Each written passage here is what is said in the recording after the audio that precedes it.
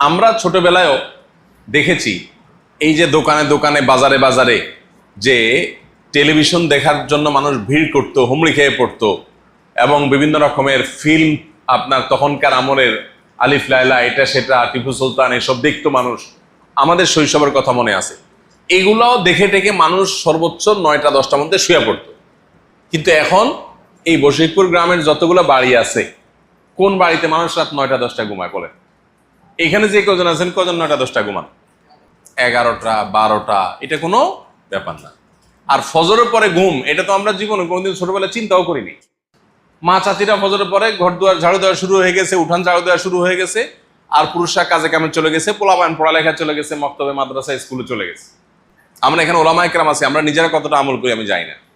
আমি দীর্ঘদিন থেকে একটা প্র্যাকটিস করতেছি আমার বাসায়, দীর্ঘদিন থেকে। সেটা হলো মাগরিবের পরে রাতের খাবার শেষ, এশার সময় আমার বাচ্চারা বাসায় অলমোস্ট মশারি সেট আপ করা শেষ, এশার পরে সবাই যার যার জায়গা বিছানায় চলে যায়। এবং দিনে আর কোনো কাজ করতে পারি আর না পারি, এই সুন্নাহটা আমাদের আয়েশা বলেছেন, কানান নবী সাল্লাল্লাহু আলাইহি ওয়াসাল্লাম ইয়াকরাহুন নাওম ক্বাবলা আল-ইশা ওয়াল হাদিসা বাদা। নবীজি এশার আগে ঘুমানো আর এশার পরে কথা বলা অপছন্দ করতেন। আমি যে 2 বছর হলো প্রায় মাহফিল ছেড়ে দিছি, 3 বছর হয়ে গেছে প্রায় মাহফিল করি না। যত ভিভিআইপি আবদার আসুক পারতপক্ষে করি না।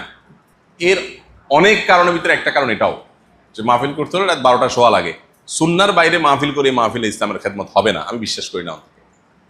আমার পকেট ভারী হইতে পারে, ইসলামের খেদমত হবে না।